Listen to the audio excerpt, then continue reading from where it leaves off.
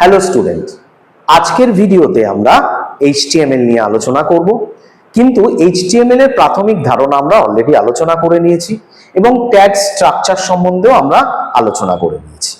আজকে আমরা বিভিন্ন ফাংশনাল ট্যাগ নিয়ে আলোচনা করব যে কোন ট্যাগ কি ধরনের কাজ করতে পারে। সবার প্রথম যেটা আলোচনা করব সেটা হচ্ছে HTML। HTML ট্যাগের মধ্যে আমরা সম্পূর্ণ HTML প্রোগ্রামটাকে লিখে থাকি। এরপরে চলে আসছি আমরা হেডের মধ্যে কিন্তু আমরা ফাইল সম্বন্ধিত বিভিন্ন তথ্যকে প্রকাশ করে থাকি। এরপরে আসছি আমরা টাইটেলের মধ্যে আমরা ফাইলের নামটা নির্দিষ্ট করে থাকি। বডির মধ্যে সমস্ত ফাংশনাল ট্যাগ আমরা ব্যবহার করে থাকি। এরপরে চলে আসছে পি এর মধ্যে আমরা প্যারাগ্রাফ লিখি, অর্থাৎ কোনো লেখা লিখতে গেলে আমরা এই ট্যাগটাকে ব্যবহার করে থাকি। ফন্ট ট্যাগের মাধ্যমে আমরা ফন্টের ফরম্যাটকে পরিবর্তন করতে পারি, অর্থাৎ সাইজ, কালার, স্টাইল এগুলোকে পরিবর্তন করার জন্য ফন্ট ব্যবহৃত হয়।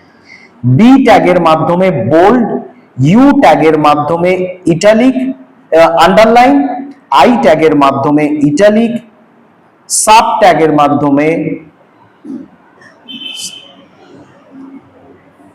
সাব এবং এই ট্যাগের মাধ্যমে আমরা সাবস্ক্রিপ্ট এবং সুপারস্ক্রিপ্ট এই ধরনের ফরম্যাট করে থাকি। মার্কিউর মাধ্যমে আমরা স্ক্রলিং টেক্সট, অর্থাৎ টেক্সট এক জায়গা থেকে অন্য জায়গায় স্ক্রল করবে সেটা করে থাকি। স্প্যান স্টাইলের মাধ্যমে আমরা হাইলাইটস করে থাকি, অর্থাৎ কোনো একটি লেখার পেছনে যদি আমরা হাইলাইটস করতে চাই সেটা আমরা স্প্যান স্টাইলের মাধ্যমে করি। ওএল এর মাধ্যমে অর্ডার লিস্ট, অর্থাৎ নাম্বারের মাধ্যমে লিস্ট তৈরি করা হয়। ইউএল এর মাধ্যমে আনঅর্ডার লিস্ট, অর্থাৎ বুলেটস এর মাধ্যমে লিস্ট তৈরি করা হয়। এলআই লিস্ট ইন্ডেক্স, অর্থাৎ একটা লিস্টে কতগুলি অপশন থাকবে সেটা নির্দিষ্ট করে এলআই। টেবিলের মাধ্যমে টেবিল তৈরি করা হয়। টিএইচ এর মাধ্যমে টেবিলের হেডিং দেওয়া হয়। টিডির মাধ্যমে আমরা টেবিলের মধ্যেকার সেল তৈরি করতে পারি এবং তার মধ্যে কোনো লেখাকে আনতে পারি, অর্থাৎ টেবিল ডেসক্রিপশন।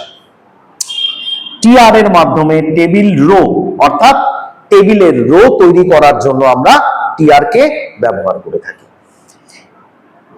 এ হাইপার লিঙ্ক করার জন্য, অর্থাৎ একটা পেজ থেকে বা একটা অবজেক্ট থেকে কোনো পেজকে কানেক্ট করার জন্য আমরা এ ট্যাগটা ব্যবহার করি।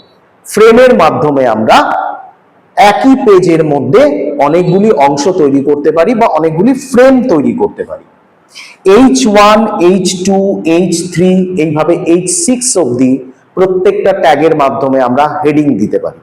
এক্ষেত্রে বলা যায় H1 যেমন সব থেকে বড় হেডিং এর জন্য ব্যবহৃত হয় এবং H6 কিন্তু সব থেকে ছোট হেডিং এর জন্য ব্যবহৃত হয়। আইএমজি-এসআরসি ফটোকে ইনসার্ট করার জন্য ব্যবহৃত হয়, অর্থাৎ পেজে যদি আমরা কোনো ফটো আনতে চাই বা পিকচার আনতে চাই তাহলে কিন্তু আমরা আইএমজি-এসআরসি এই ট্যাগটা ব্যবহার করব। বিআর লাইন ব্রেক করার জন্য ব্যবহৃত হয় এবং এইচআর হরাইজন্টাল লাইন টানার জন্য। লাস্ট কয়েকটা ট্যাগে দেখা গেল যে এখানে কিন্তু আমরা ক্লোজ করিনি ট্যাগটা, তার কারণ এগুলো কিন্তু এমটি ট্যাগ, আর এর আগে যে ট্যাগগুলো ছিল, যে ট্যাগগুলোকে আমরা ক্লোজ করেছিলাম সেগুলো ছিল কন্টেনার ট্যাগ। এছাড়াও অনেক ট্যাগ আছে যেটা HTML এ ব্যবহৃত হয়, কিন্তু প্রাথমিক আমরা একটা পেজকে ডিজাইন করার জন্য যে সমস্ত ট্যাগের প্রয়োজন সেগুলো নিয়ে এখানে আমরা আলোচনা করলাম। আশা করি তোমাদের প্রত্যেকের ভালো লেগেছে এবং বুঝতে পেরেছো। এর পরের ভিডিওতে আমরা HTML এর মাধ্যমে কিভাবে প্রোগ্রাম তৈরি করতে পারি সেটা নিয়ে আলোচনা করব। That's all, thank you.